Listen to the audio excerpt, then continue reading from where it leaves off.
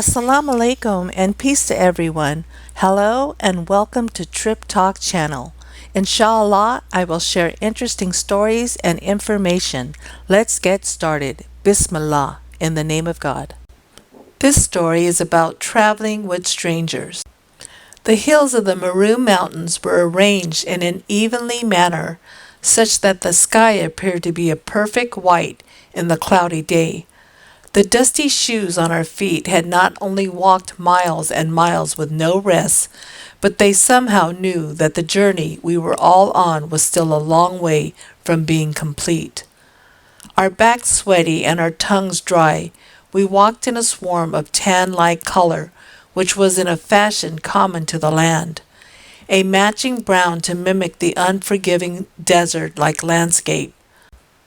The leader, a man of many ages, wore an extra layer of a turban-like cloth on his head to protect further loss on his black, almost glossy scalp. At least that was the consensus among us in the back group. He was always complaining about his receding hairline, and I would not put it past him to do just that, to keep the small scatter he had left. The sun blazed in a furious glory, cooking the bones in our body, as we walked with no sign of relief. At dusk, we all sat down at the route point and had meal made of beef jerky and corn flour that tasted more like chalk than corn. One of the lead scouts ushered sighs and groans with each mouthful he took. He eagerly volunteered to prepare meals in the next expedition to prevent the horrid taste that lingered in all of our palates. This is one of my earliest memories of traveling, and most of the faces are still unfamiliar to the name, but clear to the mind. The many companions to have walked many foreign lands without sharing names. In many of my experiences, I have never walked alone.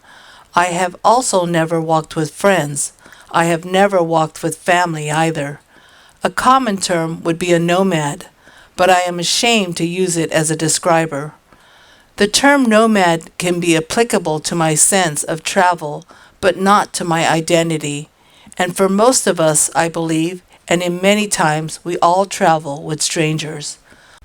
On my way the airport this morning collected a small backpack and one tug-a-bag that was my Christmas present from the year before. I walked down the lobby packed with strangers of all kinds and shapes. A man in a suit sat by the soft purple chair reading a newspaper, while his hot cup simmered with some dark liquid. A coffee or maybe a tea, I know not for certain, but to his right was a child, barely able to walk but standing at the foot of a large glass oceanic imitation. His mother was fully attentive, and fully eyed on the child was also crouched to the ground, with one hand glued boy. They sat there unbothered by each small distance between, yet each remained foreign to the other. I handed my key to the tall blond gentleman, and he smiled a soft-hearted kind of smile, while he carefully watched me transcend the double doors and disappear into the street below. Seeing it was still many hours from the flight, my feet navigated the busy sidewalks leading to the city public terminal, and where an inner city was boarding. The Red Line bus cuts across the city and suspends its service at Airport Park. Sat there as a crowd of with corporate-like commuters loaded. My bag in hand, I mixed in and watched as they stared endlessly into their phones, each one lost in their own world. The journey home always seems a good until you have to go. When I was a little boy, it was a personal duty, more like an obligation to delay the trip home as much as possible. We would walk back and forth on the riverbed, picking up toads and some long noses until dusk. And upon realizing that we were about to break curfew, it would suddenly become a race of time and death. Looking back now, it is very evident that I still take the long way home.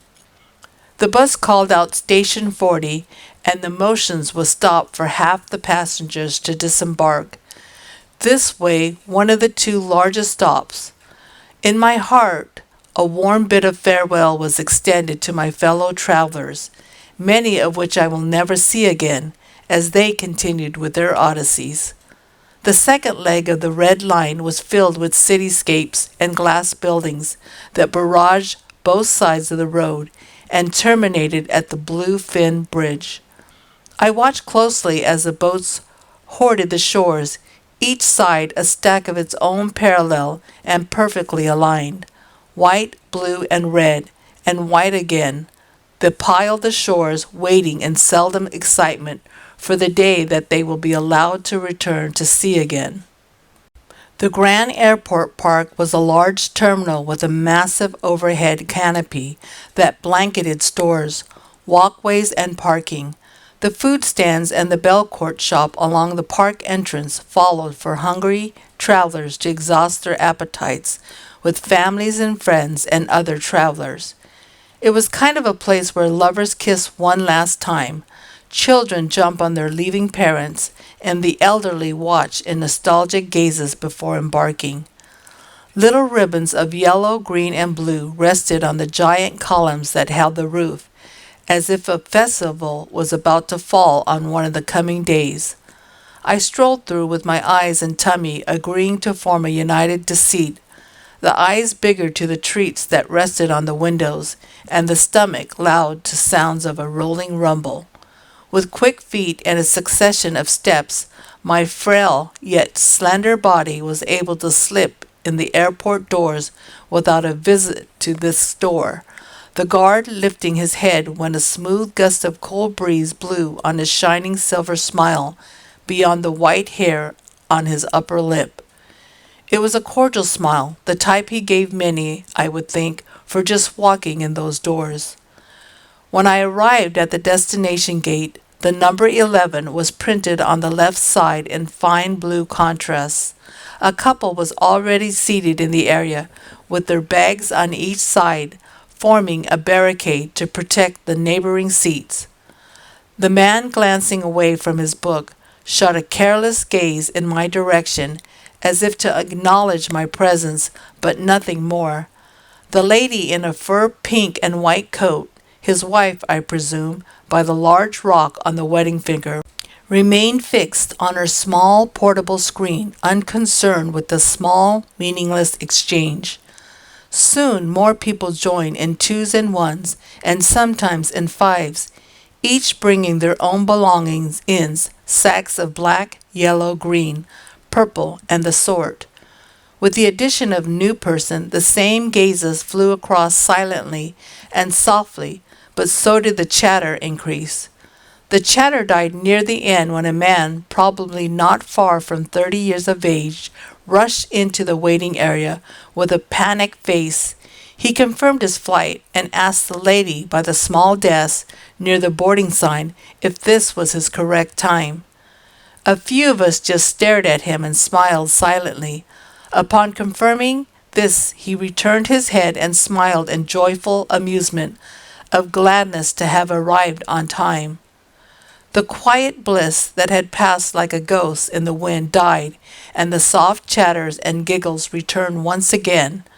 There was an air of excitement in others, a look of anxiety in some, and a neutral look of reservation in others.